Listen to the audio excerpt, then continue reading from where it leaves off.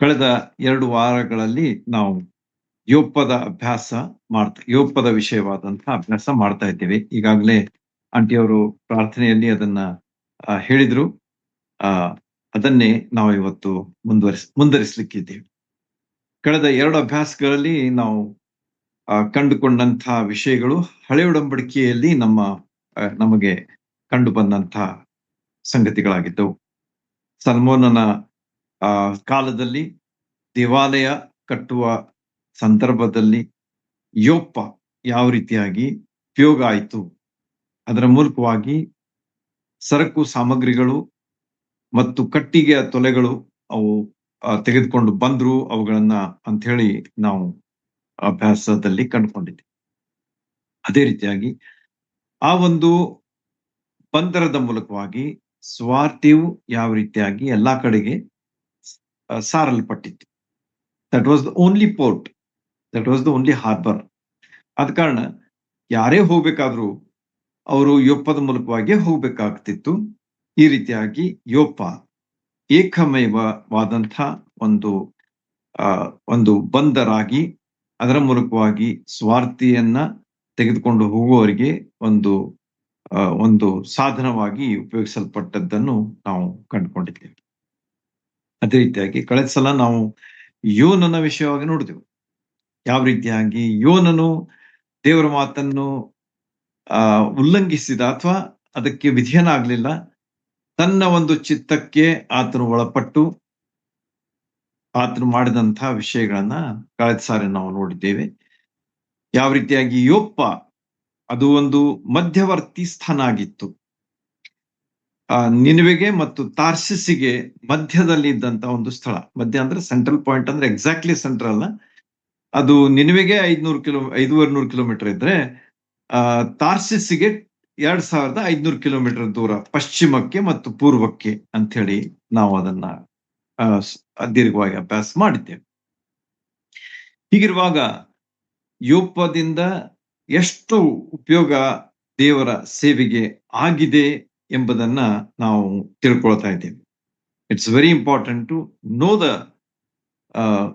Strategic places like Joppa. ಬಹಳ ಒಂದು ಕೇಂದ್ರವರ್ತಿ ಸ್ಥಾನಗಳಾದಂಥ ಯೋಪ್ಪದಂಥ ಸ್ಥಾನಗಳನ್ನ ದೇವರು ಯಾವ ರೀತಿಯಾಗಿ ಉಪಯೋಗಿಸ್ಕೊಂಡ ಎಂಬುದನ್ನ ನಾವು ತಿಳ್ಕೊಳ್ಳುವುದು ಬಹಳ ಅವಶ್ಯ. ದೇವರ ವಾಕ್ಯದಲ್ಲಿ ಬಹಳಷ್ಟು ವಿಷಯಗಳಿವೆ, ಆದ್ರೆ ನಾವು ಸ್ವಲ್ಪ ಸೂಕ್ಷ್ಮವಾಗಿ ಅಭ್ಯಾಸ ಮಾಡಿದ್ರೆ ಇವುಗಳನ್ನ ನಾವು ಅರ್ಥ ಮಾಡಿಕೊಳ್ಳಬಹುದು. ಈ ರೀತಿಯಾಗಿ ಯೋನನ ಜೀವನದಲ್ಲಿಯೂ ಸಹ ಯೋಪ್ಪ ಯಾವ ರೀತಿಯಾಗಿ ಮಹತ್ವದ ಒಂದು ಪಾತ್ರ ವಹಿಸಿತ್ತು ಎಂಬುದನ್ನು ನಾವು ಕಂಡುಕೊಂಡಿದ್ದೇವೆ. ಇವತ್ತಿನ ಅಭ್ಯಾಸದಲ್ಲಿ ಈಗಾಗಲೇ ಸಹೋದರರು ಓದಿದಂತಹ 2 ಭಾಗಗಳಲ್ಲಿ ನಾವು ಒಂದು ಭಾಗದ ಅಭ್ಯಾಸ ಮಾಡ್ಲಿಕ್ಕೆ ಪ್ರಯತ್ನ ಮಾಡೋಣ. ಯಾಕಂದ್ರೆ 2 ಆಗ್ತದೆ ಇಲ್ಲ ಗೊತ್ತಿಲ್ಲ. ಎನಿವೆ, ಈ ಒಂದು 9ನೇ ಅಧ್ಯಾಯದಲ್ಲಿ ಬರ್ತಕ್ಕಂಥ 36ನೇ ವಚನದಲ್ಲಿ ಯೋಪ್ಪದಲ್ಲಿ ತಬಿಥಾ ಎಂಬ ಒಬ್ಬ ಶಿಷ್ಯಳಿದ್ದಳು ಅಂತ ಹೇಳಿ ಆರಂಭ ಆಗ್ತದೆ. ಸತ್ಯವೇದದ ಪಠಣ ಅಥವಾ ಅಲ್ಲಿ ಬರೆಯಲ್ಪಟ್ಟಂತ ವಿಷಯ 36ನೇ ವಚನ 9ನೇ ಅಧ್ಯಾಯದಲ್ಲಿ ಯೋಪ್ಪದಲ್ಲಿ ಎಂಬುದಾಗಿ ಆರಂಭವಾಗ್ತದೆ. ಓಕೆ, ಇನ್ನೊಂದು ಇಂಟ್ರೆಸ್ಟಿಂಗ್ ಪಾಯಿಂಟ್ ಅಂತಂದ್ರೆ ಅವರು ಓದಿದಂತಹ 2ನೇ ಭಾಗದಲ್ಲಿ 10ನೇ ಅಧ್ಯಾಯ 8ನೇ ವಚನಕ್ಕೆ ನೀವು ಬರುವಾಗ ಅವರಿಗೆ ಈ ಸಂಗತಿಗಳನ್ನೆಲ್ಲ ವಿವರವಾಗಿ ಹೇಳಿ ಅವರನ್ನು ಯೋಪ್ಪಕ್ಕೆ ಕಳುಹಿಸಿದನು ಅಂತ ಹೇಳಿ ಅದು ಮುಗೀತದೆ. ಹೀಗೆ ಯೋಪ್ಪದ ಮಹತ್ವ ಎಷ್ಟಿದೆ ಅಂತ ಹೇಳಿ ಈ ಉಲ್ಲೇಖಗಳ ಮೂಲಕವಾಗಿ ನಾವು ಕಂಡುಕೊಳ್ಳಬಹುದು. ಮೊದಲನೇ ಭಾಗದ ಆರಂಭದಲ್ಲಿ, 2ನೇ ಭಾಗದ ಕೊನೆಯಲ್ಲಿ ಅದು ನಮಗ ಕಂಡು ಬರುವಂತಹ ಒಂದು ಸ್ಥಳ ಯೋಪ್ಪ ಎಂಬುದಾಗಿ. ಈ ರೀತಿಯಾಗಿ ಯೋಪ್ಪ ಎಷ್ಟು ಮಹತ್ವಪೂರ್ಣವಾದಂಥ ಒಂದು ಸ್ಥಳ ಆಗಿತ್ತು, ಅದನ್ನ ದೇವರು ಎಷ್ಟು ವಿಶೇಷವಾದ ರೀತಿಯಲ್ಲಿ ಉಪಯೋಗಿಸಿಕೊಂಡ ಅಂತ ಹೇಳಿ ನಾವು ಅದನ್ನ ನಮ್ಮ ಗ್ರಹಿಕೆಯಲ್ಲಿ ಇಟ್ಕೊಂಡಿರೋಣ ಯಾವಾಗಲೂ. ನಾವು ಈಗ ಓದಿದಂತಹ ಭಾಗದಲ್ಲಿ ತಬಿಥಾ ಎಂಬಂತಹ ಒಬ್ಬ ಶಿಷ್ಯರಿದ್ದಳು. ಆ ಹೆಸರಿಗೆ ಗ್ರೀಕ್ ಭಾಷೆಯಲ್ಲಿ ದೋರ್ಕ್ ಎಂಬುದಾಗಿ ಅರ್ಥ ಅಂತ ಹೇಳಿ ಇಲ್ಲಿ ಹೇಳಲಾಗಿದೆ ಮೊದಲೇ 36ನೇ ವಚನದಲ್ಲಿ. ಈ ರೀತಿಯಾಗಿ ತಬಿತಾ ಇದು ಒಂದು ಆ, ಗ್ರೀಕ್ ಭಾಷೆ, ಇದು ಒಂದು ಇಬ್ರಿಯ ಭಾಷೆಯಲ್ಲಿ ಇರ್ತಕ್ಕಂಥ ತಬಿತಾ. ಮತ್ತು ಈ ಹೆಸರಿಗೆ ಗ್ರೀಕ್ ಭಾಷೆಯಲ್ಲಿ ಅರ್ಥ ಅಂತಂದ್ರೆ ದೋರ್ಕ್ ಎಂಬುದಾಗಿ ನಾವು ಇಲ್ಲಿ ಮಧ್ಯ ವಚನ ಓದಿದಂತ ಮಧ್ಯ ವಚನದಲ್ಲಿ ಕಾಣ್ತೇವೆ. ಹೀಗೆ ಇದರ ಒಂದು ಅರ್ಥ ಏನಿದೆ ಅಂತ ಹೇಳಿ ನಾವು ನೋಡಿದ್ರೆ, ಅದಕ್ಕೆ ಚಿಗರಿ ಅಥವಾ ಗೆಜಲ್, ಇಂಗ್ಲಿಷ್ ನಲ್ಲಿ ಒಂದು ಸುಂದರವಾದಂತಹ ಪದ ಪ್ರಯೋಗ ಇದೆ, ಗೆಜಲ್ ಅಂತ ಹೇಳಿ. ಗೆಜಲ್ ಅಂತ ಹೇಳಿದ್ರೆ ಆ ಚುರುಕಾದಂತಹ ಜಿಂಕೆ ಎಂಬುದಾಗಿ. ಚಿಗರಿ ಅಂತ ಹೇಳ್ತೇವಲ್ಲ ನಾವು, ಈ ರೀತಿಯಾಗಿ ಈ ಹೆಸರಿನ ಅರ್ಥ ಗೆಜಲ್ ಅಂತಂದ್ರೆ ಚುರುಕಾದಂತಹ ಒಂದು ಜಿಂಕೆ ಅಂತ ಹೇಳಿ ಅದು ನಮಗ ತಿಳಿಸಲ್ಪಡ್ತದೆ. ಹೀಗೆ ಈ ದೋರ್ಕಳು ಅಥವಾ ತಬಿತಾ ಇವಳು ಏನಾಗಿದ್ದಳು, ಆಕೆಯ ಹೆಸರಿಗನುಗುಣವಾಗಿ ಬಹಳ ಚುರುಕಾದಂತಹ ಒಬ್ಬ ವ್ಯಕ್ತಿ ಆಗಿದ್ದಳು ಅಂತ ಹೇಳಿ ನಮಗ ಮುಂದಿನ ವಚನಗಳನ್ನ ನಾವು ಈಗಾಗಲೇ ಓದಿ ಅದರ ಆಕೆಯ ಬಗ್ಗೆ ಕಂಡುಕೊಂಡಿದ್ದೀವಿ. ಯಾವ ರೀತಿಯಾಗಿ ಆಕೆ ಚುರುಕಾಗಿ ತನ್ನ ಕೆಲಸ ಕಾರ್ಯಗಳನ್ನ ಮಾಡ್ತಾ ಇದ್ಲು ಎಂಬುದು ಇಲ್ಲಿ ಮುಂದಿನ ವಚನಗಳಲ್ಲಿ ಓದುವಾಗ ನಮ್ಗ ಕಂಡು ಬರ್ತದೆ. ಆಕೆಯು ಸತ್ಕ್ರಿಯೆಗಳನ್ನು, ದಾನ ಧರ್ಮಗಳನ್ನು ಬಹಳವಾಗಿ ಮಾಡುತ್ತಿದ್ದಳು ಅಂತ. ಹೀಗೆ ಎರಡು ವಿಷಯಗಳು ಈ ಭಾಗದಲ್ಲಿ ನಮಗ ತಿಳಿದು ಬರ್ತವೆ. ಅದಕ್ಕಿಂತ ಮುಂಚಿತವಾಗಿ ನಾವು ಮೊದಲೇ ಸಾಲಿನಲ್ಲಿ ನಾವು ಓದುವಾಗ 36ನೇ ವಚನದ ಮೊದಲೇ ಸಾಲ್ ಅಂತ ಹೇಳಿರ್ಬೇಕಾರ ಲೈನ್, ಯೋಪ್ಪದಲ್ಲಿ ತಬಿತಾ ಎಂಬ ಒಬ್ಬ ಶಿಷ್ಯಳಿದ್ದಳು. So 3 things in all we see 3 things about this person. ಈ ಒಬ್ಬ ಸಹೋದರಿಯ ವಿಷಯವಾಗಿ 3 ಸಂಗತಿಗಳು ನಮಗ ಇಲ್ಲಿ ಹೇಳಲ್ಪಟ್ಟಿವೆ. ಮೊದಲನೇದಾಗಿ ಆಕೆ ಶಿಷ್ಯ ಆಗಿದ್ದಳು. Very very important. ಈ ದಿವಸಗಳಲ್ಲಿ ಯೇಸು ಸ್ವಾಮಿ ಅವರ ಶಿಷ್ಯರಾಗಿದ್ದುಕೊಂಡು ನಾವು ಜೀವಿಸಬೇಕಾದದ್ದು ಬಹಳ ಅವಶ್ಯ ಅಂತ ಹೇಳಿ ಈ ದೋರ್ಕಳು ಅಥವಾ ತಬಿತಳ ವಿಷಯವಾಗಿ ಆಕೆಯ ಮೂಲಕವಾಗಿ ನಮಗ ತಿಳಿದು ಬರುವಂತಹ ಒಂದು ಸತ್ಯ ಸಂಗತಿ. ಎಷ್ಟು ಜನ ನಾವು ಶಿಷ್ಯರಾಗಿದ್ದೇವೆ? ನಮ್ಮನ್ನು ನಾವು ಪ್ರಶ್ನೆ ಮಾಡಿಕೊಳ್ಳೋಣ. How many of us are his disciples? ಯೇಸು ಸ್ವಾಮಿಯನ್ನ ನಮ್ಮ ಸ್ವಂತ ರಕ್ಷಕನನ್ನಾಗಿ ನಾವು ಸ್ವೀಕಾರ ಮಾಡಿದ ಮೇಲೆ ಇರ್ತಕ್ಕಂಥ ಎರಡನೇ ಒಂದು ಭಾಗ ಅಥವಾ ಎರಡನೇ ಒಂದು ಹೆಜ್ಜೆ ಏನಂತಂದ್ರೆ ಶಿಷ್ಯತ್ವ, ಡಿಸೈಪಲ್ಶಿಪ್ ಅಂತ ಹೇಳ್ತಾರೆ. ಶಿಷ್ಯರಾಗಿ ನಾವು ಮುಂದರಿಯುವಂಥದ್ದು, ಬಾಳುವಂಥದ್ದು, ಜೀವಿಸುವಂಥದ್ದು, ಕಾರ್ಯಪ್ರವರ್ತರಾಗಿರುವಂಥದ್ದು ಅವಶ್ಯವಾಗಿದೆ ಅಂತ ಹೇಳಿ ಇದರ ಮೂಲಕವಾಗಿ ನಮ್ಗ ತಿಳಿದು ಬರ್ತದೆ. ಎಷ್ಟೋ ಸಲ ನಾವೇನ್ ಮಾಡ್ಬಿಡ್ತೀವಿ ಅಂತಂದ್ರೆ, ನಾವು ರಕ್ಷಣೆ ಹೊಂದಿದ್ದೇವೆ, ಆಯ್ತು, ಇನ್ನು ನಾವು ಸತ್ತ ಮೇಲೆ ಪರಲೋಕಕ್ಕೆ ಹೋಗ್ತೇವೆ ಅಂತ ಹೇಳಿ ನಾವು ಬಹಳಷ್ಟು ಅದನ್ನ ಲೈಟ್ ಆಗಿ ತೆಗೆದುಕೊಳ್ತೇವೆ, ಟ್ರೀಟ್ ಮಾಡ್ತೇವೆ.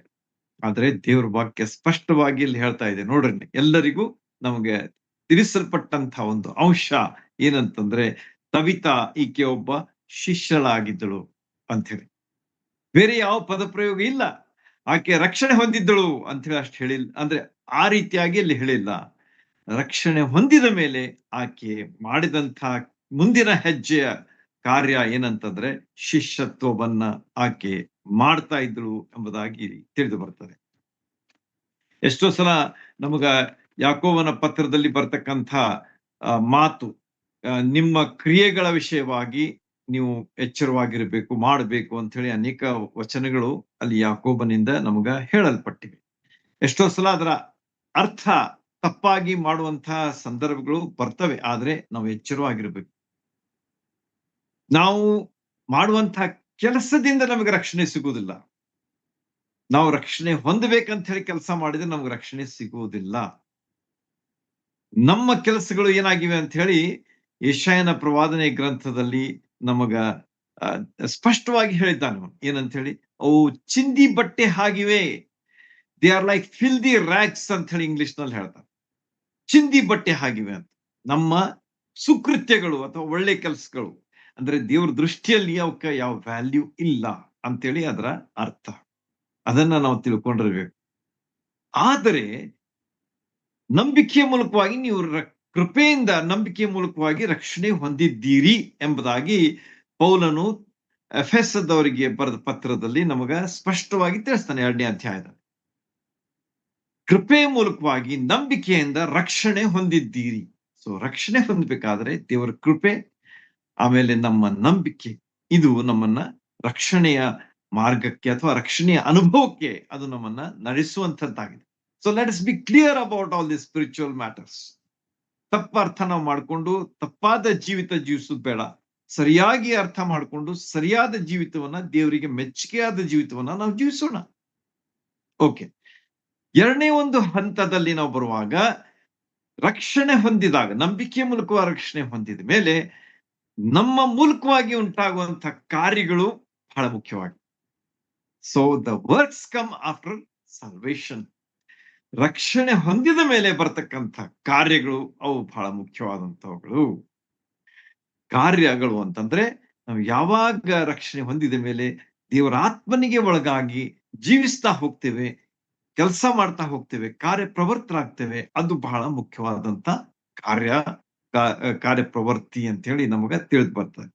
ಹೀಗೆ ಈ ವಿಷಯಗಳ ಬಗ್ಗೆ ನಾವು ಸ್ವಲ್ಪ ಎಚ್ಚರವಾಗಿ, ಸ್ಪಷ್ಟವಾಗಿ ಅರ್ಥ ಮಾಡಿಕೊಂಡು, ತಿಳ್ಕೊಂಡು ಅದರ ಪ್ರಕಾರ ನಾವು ಜೀವಿಸೋಣ. ಓಕೆ, ಈಗ ಇಲ್ಲಿ ನಾವು ನೋಡುವಾಗ ತಬಿತಾ ಏನಾಗಿದ್ರು ಅಂತಂದ್ರೆ ಶಿಷ್ಯರಾಗಿದ್ರು.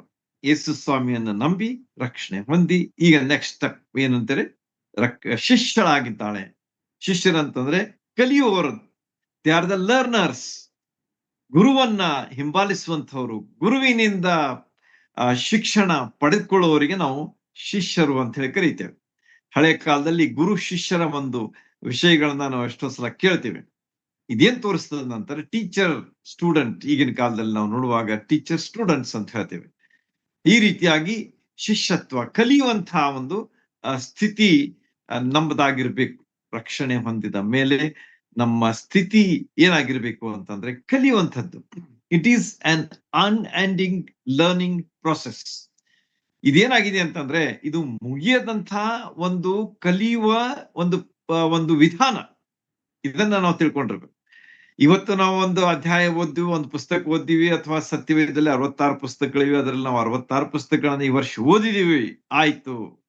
ನೋ, ಅದಕ್ಕೆ ಅಂತೆ ಇಲ್ಲ. Read once is not enough, reading once is not enough. Read again, read again, read again. ಯಾಕಂದ್ರೆ ದೇವ್ರ ವಾಕ್ಯ ಏನಾಗಿದೆ ಅಂತಂದ್ರೆ ಅದು ಇಷ್ಟು ವಿಶೇಷವಾಗಿದೆ ಅಲ್ಲ. Every time you read, Holy Spirit reveals many more things about the same things. ಒಂದು ಸಲ ಕಲಿತಂತ ಅಭ್ಯಾಸದ ವಿಷಯಗಳನ್ನ ನಾವು ಮತ್ತೊಂದು ಸಲ ಓದಿ ತಿಳ್ಕೊಳ್ಳುವಾಗ, ಅರ್ಥ ಮಾಡಿಕೊಳ್ಳುವಾಗ ಅದನ್ನು ಇನ್ನೂ ಹೆಚ್ಚಾದಂತಹ ತಿಳುವಳಿಕೆಯನ್ನ ಅದರಿಂದ ನಾವು ಪಡ್ಕೊಳ್ತೇವೆ. We go deeper in the spiritual truths ಎಂಬುದನ್ನ ನಾವು ಅರ್ಥ ಮಾಡಿಕೊಂಡಿರ್ಬೇಕು.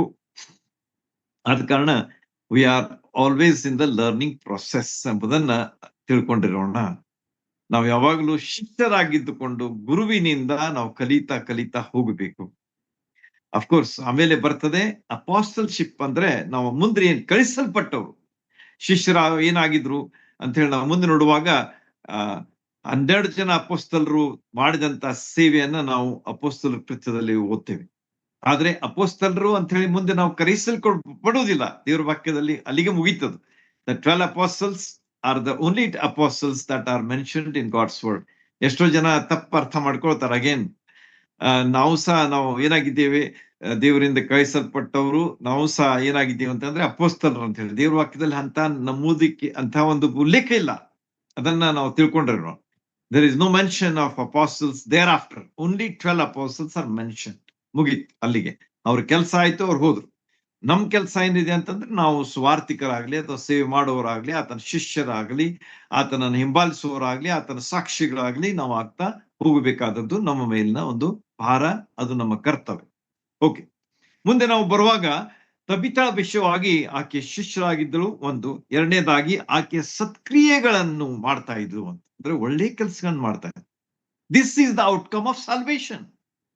ರಕ್ಷಣೆ ಹೊಂದಿದಂತ ಆಕೆಯಿಂದ ಬರ್ತಕ್ಕಂಥ ಕೆಲಸಗಳು ಏನಾಗಿದ್ದು ಅಂತಂದ್ರೆ ಸತ್ಕ್ರಿಯೆಗಳಾಗಿದ್ದು, ಒಳ್ಳೆಯ ಕಾರ್ಯಗಳಾಗಿದ್ದು ಎಂಬುದನ್ನ ಅಲ್ಲಿ ನಮಗ ಡಾಕ್ಟರ್ ಲೂಕ್ ಇಲ್ಲಿ ನಮಗ ತಿಳಿಸ್ತಾರೆ. ಅಪೊಸ್ತಲ ಕೃತ್ಯವನ್ನ ಬರೆದಂತ ಲೇಖಕರು ಇದನ್ನ ನಮಗೆ ತಿಳಿಸ್ತಾ ಇದ್ದಾರೆ. ಈ ರೀತಿಯಾಗಿ ಕೆಲಸಗಳು ಏನಾಗಿರ್ಬೇಕು ಅಂತಂದ್ರೆ ಸತ್ಕ್ರಿಯೆಗಳಾಗಿರ್ಬೇಕು. ಸತ್ಕ್ರಿಯೆ ಅಂತ ಹೇಳಿ ಯಾಕೆ ಮೆನ್ಷನ್ ಮಾಡಿದ್ದಾರೆ? ಯಾಕಂದ್ರೆ ದೇರ್ ಇಸ್ ಅನದರ್ ವರ್ಕ್. ದುಷ್ಟ ಕಾರ್ಯಗಳು ಸತ್ಕ್ರಿಯೆಗಳು. ಸತ್ಕ್ರಿಯೆಗಳ ವಿರುದ್ಧ ಯಾವ್ದಿದೆ ಅಂತಂದ್ರೆ ದುಷ್ಟ ಕೆಲಸಗಳು, ದುಷ್ಟ ಕಾರ್ಯಗಳು. ಆದ ಕಾರಣ ನಮ್ಮ ಜೀವನದಲ್ಲಿ ನಾವು ರಕ್ಷಣೆ ಹೊಂದಿದ ಮೇಲೆ ಮಾಡ್ತಕ್ಕಂಥ ಕೆಲಸಗಳೇನಾಗಿರ್ಬೇಕು ಅಂತಂದ್ರೆ ಒಳ್ಳೆಯ ಕೆಲಸಗಳಾಗಿರ್ಬೇಕು, ಸತ್ಕ್ರಿಯೆಗಳಾಗಿರಬೇಕು. ದೋರ್ಕಳ ಜೀವನದಲ್ಲಿ ಅವು ನಮಗ ಕಂಡು ಬರ್ತವೆ. ಮೂರನೇದಾಗಿ ನಾವು ನೋಡುವಾಗ ದಾನ ಧರ್ಮಗಳನ್ನು ಬಹಳವಾಗಿ ಮಾಡ್ತಾ ಇದ್ರು. So she was A loving person. ದಾನ ಧರ್ಮ ಯಾವಾಗ ಮಾಡ್ತಾರೆ ಜನ? ಪ್ರೀತಿ ಯಾವಾಗ ಇರ್ತದ ಅವಾಗ ಈ ಎಲ್ಲಾ ವಿಷಯಗಳು ಘಟಿಸ್ತವೆ. ಕೊಡುವಂತಹ ಒಂದು ಮನಸ್ಸು ಯಾವಾಗ ಬರ್ತದೆ? ಪ್ರೀತಿ ಇದ್ದಾಗ ಬರ್ತದೆ. ಈ ರೀತಿಯಾಗಿ ದೋರ್ಕಳು ಏನಾಗಿದ್ರು ಅಂತಂದ್ರೆ ಪ್ರೀತಿಪೂರ್ವಕವಾದಂತಹ ಕೆಲಸಗಳನ್ನ ಮಾಡುವಂತಹ ಒಬ್ಬ ವ್ಯಕ್ತಿ ಆಗಿದ್ರು ಅಂತೇಳಿ ಇದರಿಂದ ಕಂಡು ಬರ್ತದೆ. ದಾನ ಧರ್ಮ ಅಂತಂದ್ರೆ ಹೆಲ್ಪಿಂಗ್ ನೇಚರ್ ಆಕೆಯದು ಇತ್ತು. ಎಷ್ಟೋ ಸಲ ನಾವು ಈ ದಾನ ಧರ್ಮ ಅಂತ ಅನ್ಕೊಳ್ಳಿ, our attention goes to the monetary things. ಕೇವಲ ಹಣದ ವಿಷಯದಲ್ಲಿ ನಮ್ಮ ಗಮನ ಎಷ್ಟೋ ಸಲ ಹೋಗ್ತದೆ. ಆದ್ರೆ ನಮಗೆ ಸಾಧ್ಯವಾದಷ್ಟು ನಾವು ಸಹಾಯ ಮಾಡುವಂಥವ್ರು ಅಂತಂದ್ರೆ ಎಲ್ಲಾ ರೀತಿಯಿಂದ ನಾವು ಸಹಾಯ ಮಾಡುವಂಥವ್ರಾಗಿರ್ಬೇಕು. ಯಾವಾಗ ಮಾರ್ಗದರ್ಶನ ಮಾಡಬೇಕು, ಯಾವಾಗ ಸತ್ಯವೇದ ಮೂಲಕವಾಗಿ ಜನರಿಗೆ ನಾವು ಅವರಿಗೆ ಉಪದೇಶ ಮಾಡಬೇಕು, ಅವರಿಗೆ ಗೈಡೆನ್ಸ್ ಕೊಡ್ಬೇಕು, ಈ ಎಲ್ಲಾ ವಿಷಯಗಳನ್ನ ನಾವು ಮಾಡುವುದರಲ್ಲಿ ನಾವು ಹಿಂದೆ ಬೀಳಬಾರ್ದು ಅಂತ ಹೇಳಿ ಇದರ ಮೂಲಕವಾಗಿ ನಾವು ಸ್ಪಷ್ಟವಾಗಿ ಕಾಣ್ತೇವೆ. ಹೀಗೆ ದೋರ್ಕಳ ಜೀವನದಲ್ಲಿ ಇದ್ದಂತಹ 3 ಅಂಶಗಳು ಬಹಳ ಮುಖ್ಯವಾದವು. ನಮ್ಮ ಜೀವನದಲ್ಲಿ ನಾವು ಅದನ್ನ ಪ್ರಾಕ್ಟೀಸ್ ಮಾಡ್ತಾ ಇರಬೇಕಾದದ್ದು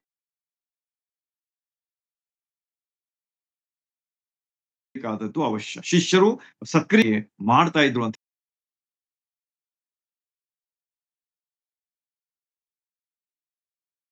ಜಿಂಕೆ ಎಂಬುದಾಗಿ ಕರೆಯಿಸಲ್ಪಡುವಂತಹ ಈಕೆಯ ಕಾರ್ಯಗಳು ಸಹ ಅಷ್ಟೇ ಚುರುಕಾಗಿದ್ದು ಅಂತ ಹೇಳಿ ನಾವು ನೋಡಿದ ಮೇಲೆ ಪ್ರೀತಿ ಪೂರ್ವಕವಾದಂತಹ ಆಕೆಯ ಜೀವನ, ಆಕೆಯ ಚಟುವಟಿಕೆಗಳು, ಆಕೆಯ ಕಾರ್ಯಗಳು, ಆಕೆಯ ಕೆಲಸಗಳು, ಇವೆಲ್ಲ ವಿಷಯಗಳನ್ನ ನಾವು ನೋಡುವಾಗ ಆಕೆ ಎಂಥ ಒಂದು ಮಾದರಿಯ ವ್ಯಕ್ತಿಯಾಗಿ ನಮ್ಮ ಮುಂದೆ ಇವತ್ತು ಇಡಲ್ಪಟ್ಟಿದ್ದಾಳೆ. ದೇವರ ವಾಕ್ಯದಲ್ಲಿ ದೇವರು ನಮಗೆ ಈ ಎಲ್ಲಾ ವ್ಯಕ್ತಿಗಳನ್ನ ನಮ್ಮ ಮಾದರಿಯಾಗಿ ಇಟ್ಟಿದ್ದಾನೆ. ಆದ ಕಾರಣ ಒಳ್ಳೆಯ ವಿಚಾರಗಳನ್ನ ಜೀವಿತಗಳನ್ನ ನಾವು ಯಾವಾಗಲೂ ಫಾಲೋ ಮಾಡಬೇಕಾದದ್ದು ಅವಶ್ಯ. ಮುಂದೆ ನಾವು ನೋಡುವಾಗ ನಮ್ಮ ಜೀವಿತಗಳು ಹೇಗಿವೆ ಎಂಬುದನ್ನ ನಾವು ಪರೀಕ್ಷೆ ಮಾಡಿಕೊಳ್ಳೋಣ. How is our life? ನಾವು ಕೇವಲ ಹೆಸರಿಗೆ ಕ್ರೈಸ್ತರಾಗಿ ಜೀವಿಸ್ತಾ ಇದ್ದೇವೋ, ಅಥವಾ ನಾವು ರಕ್ಷಣೆ ಹೊಂದಿದ್ದೇವೆ ಸಾಕು ಅನ್ನುವಂತಹ ರೀತಿಯಲ್ಲಿ ಜೀವಿಸ್ತಾ ಇದ್ದೇವೋ, ಅಥವಾ ರಕ್ಷಣೆ ಹೊಂದಿ ಶಿಷ್ಯರಾಗಿ ಸತ್ಕ್ರಿಯೆಗಳನ್ನು ಮಾಡುತ್ತಾ ತನ್ನ ಧರ್ಮಗಳನ್ನು ಅಂದ್ರೆ ಒಳ್ಳೆಯ ವಿಷಯಗಳಲ್ಲಿ ಮಾರ್ಗದರ್ಶನದಲ್ಲಿ ಸಹಾಯ ಮಾಡುವುದರಲ್ಲಿ ನಾವು ಮುಂದೆ ಹೋಗ್ತಾ ಇದ್ದೇವೋ ಎಂಬುದನ್ನ ನಾವು ಪರೀಕ್ಷೆ ಮಾಡಿಕೊಂಡು ಮಾಡ್ತಾ ಇಲ್ಲ ಅಂತಂದ್ರೆ ಮಾಡೋಣ. That is very important because God's word says so. ಮುಂದೆ ನಾವು ಹೋಗುವಾಗ ಇಲ್ಲಿ ಆಕೆಯ ವಿಷಯವಾಗಿ ನಾವು ಇನ್ನು ಏನ್ ನೋಡ್ತೀವಿ ಅಂತಂದ್ರೆ, ಇಂಥ ಎಲ್ಲ ಕಾರ್ಯಗಳನ್ನ ಮಾಡ್ತಿರುವಾಗ ಆಕೆ ಏನಾಗ್ಬಿಡ್ತು ಅಂತಂದ್ರೆ, 37ನೇ ವಚನಕ್ಕೆ ನಾವು ಬರುವಾಗ ಆ ಕಾಲದಲ್ಲಿ ಆಕೆ ರೋಗದಲ್ಲಿ ಬಿದ್ದು ಸತ್ತಳು ಎಂಬುದಾಗಿ ಇಲ್ಲಿ ಹೇಳಲ್ಪಟ್ಟಿದೆ. It seems to be a sudden end to this life of Dorcas. ಈಕೆಯ ಜೀವನ ಎಷ್ಟು ಒಳ್ಳೆ ರೀತಿಯಿಂದ ನಡೀತಾ ಇದೆ, ಸತ್ಕ್ರಿಯೆಗಳಾಗ್ತಾ ಇವೆ, ದಾನ ಧರ್ಮಗಳಾಗ್ತಾ ಇವೆ, ಶಿಷ್ಯತ್ವ ನಡೀತಾ ಇದೆ.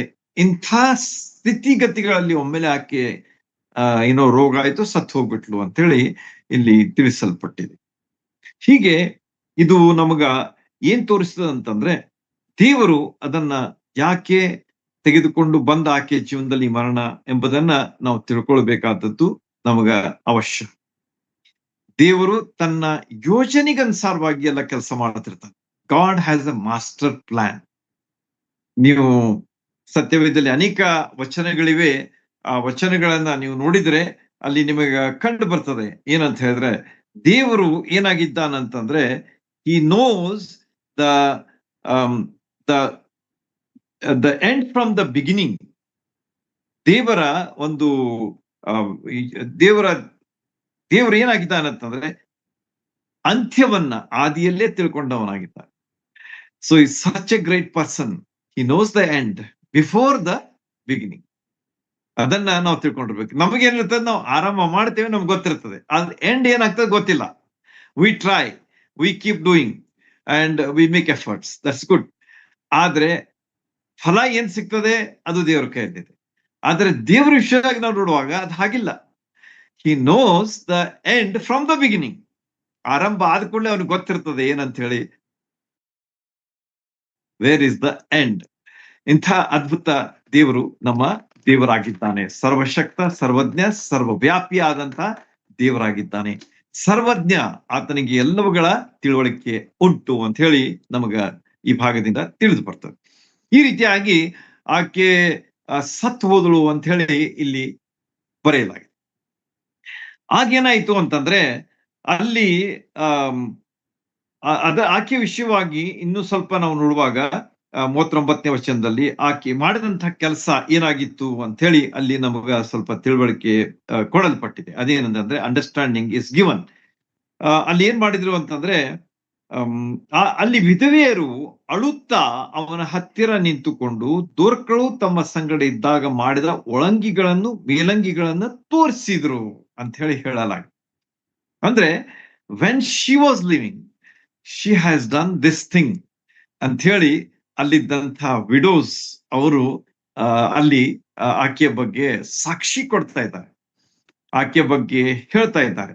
ಅಂದ್ರೆ ದೋರ್ಕಳು ಏನ್ ಮಾಡ್ತಾ ಇದ್ರು ಅಂದ್ರೆ ಆ ವಿಧವೆಯರ ಒಂದು ಆರೈಕೆಯನ್ನ ಬಹಳ ಕಾಳಜಿಪೂರ್ವಕವಾಗಿ ಮಾಡ್ತಾ ಇದ್ರು ಎಂಬುದಾಗಿ ಇದರ ಅರ್ಥ.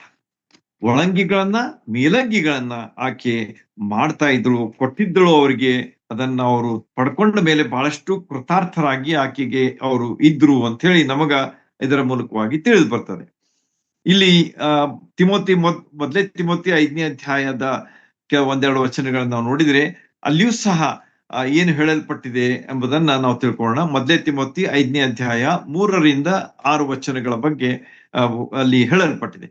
ದಿಕ್ಕಿಲ್ಲದ ವಿಧವೆಯರನ್ನ ಸಂರಕ್ಷಿಸು, ಆದರೆ ಒಬ್ಬ ವಿಧವೆಗೆ ಮಕ್ಕಳಾಗಲಿ ಮೊಮ್ಮಕ್ಕಳಾಗಲಿ ಇದ್ದರೆ ಅವರೇ ಮೊದಲು ತಮ್ಮ ಮನೆಯವರಿಗೆ ಭಕ್ತಿ ತೋರಿಸುವುದಕ್ಕೆ, ತಂದೆ ತಾಯಿಗಳಿಗೆ ಪ್ರತ್ಯುತ್ತರ ಮಾಡುವುದಕ್ಕೂ ಕಲಿತುಕೊಳ್ಳಲಿ ಎಂಬುದಾಗಿ ಇಲ್ಲಿ ಮತ್ತೆ ಹೇಳಿದ್ದಾರೆ. ಇದು ದೇವರ ದೃಷ್ಟಿಯಲ್ಲಿ ಮೆಚ್ಚುಗೆ ಆದದ್ದು. 5ನೇ ವಚನ, ದಿಕ್ಕಿಲ್ಲದೆ ಒಬ್ಬಂಟಿಗಳಾಗಿರುವ ವಿಧವೆಯು ದೇವರ ಮೇಲೆ ನಿರೀಕ್ಷೆ ನಿಟ್ಟು ಹಗಲಿರುವ ವಿಜ್ಞಾಪನೆಗಳನ್ನ ಪ್ರಾರ್ಥನೆಗಳನ್ನ ನೆಲೆಗೊಂಡಿರುವಳು ಎಂಬುದಾಗಿ. ಆದರೆ ಭೋಗಿಯಾಗಿರುವ ವಿಧಿಯು ಬದುಕಿರುವಾಗಲೂ ಸತ್ತವಳೆ, ವಿಧಿಯರು ನಿಂದಿಗೆ ಗುರಿಯಾಗದಂತೆ ಅವರ ಆಜ್ಞೆಗಳನ್ನ ಮಾಡು ಎಂಬುದಾಗಿ ಅನೇಕ ವಿಷಯಗಳನ್ನ ಇಲ್ಲಿ ಪೌಲನು ಅವರ ವಿಷಯವಾಗಿ ಇಲ್ಲಿ ತಿಳಿಸಿದ್ದಾನೆ.